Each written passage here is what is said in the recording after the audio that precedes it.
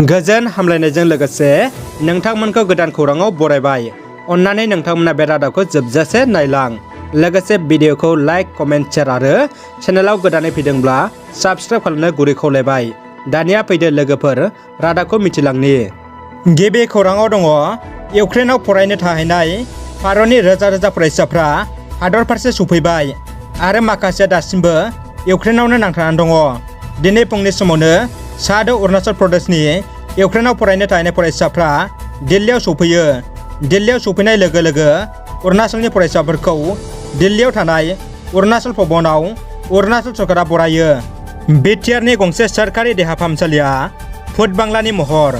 बड'फा उपेन्द्र ब्रह्मनि जोनोम थावनि क'क्राझार जिल्ला दतमा डुमरिगुरिनि 1985 मायथाइयावनो गायसनजानाय गंसे सोरखारि देहा फाहामसालि।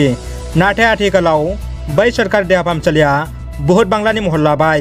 सोरखार थासेयावबो सोरखारनि जेबो बिथांखिफोरा बै देहा फाहामसालियाव सौहैया। ओनसोलनि थागिबि रायजो राजाफ्रा बिटिसि सोरखारनि खाथियाव आखाइ फोलावहरदों।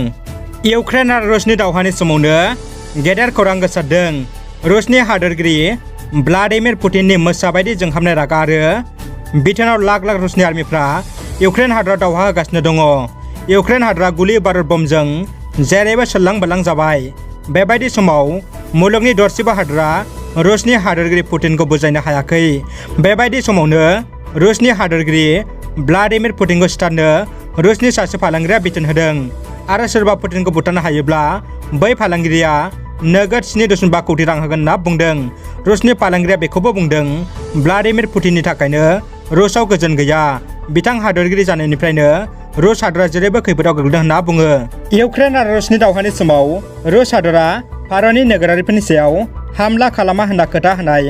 फारसेथिं दावहानि समाव इउक्रेनखौ भारतआ थोंजोङै हेफाजाब होयैनि थाखाय इउक्रेनाव भारतीय सुबुंफोरनि सायाव अयथासार खालामनाय खौराङा खौरां बिजोङाव गोसारदों। मख'नो गोनांदि इउक्रेननि ट्रेननिफ्राय भारतारि सुबुंफोरखौ एंख्लायनाय भिडिअ'आ खौरां बिजोङाव भाइरेल जादों। गुबुन फारसेथिं पाकिस्तान, बांलादेश आरो गुबुन गुबुन हादरनि फरायसाफ्रा इउक्रेनाव भारतनि फिरफिला लाना रुस आर्मिफोरनिफ्राय गावखौ रैखा खालामनो हादों। सुबुंथियानो देरसिन दोहोरोम। खैफोदाव गोग्लैनाय सुबुंखौ हेफाजाब होनाया सुबुंनि गेदेर खामानि।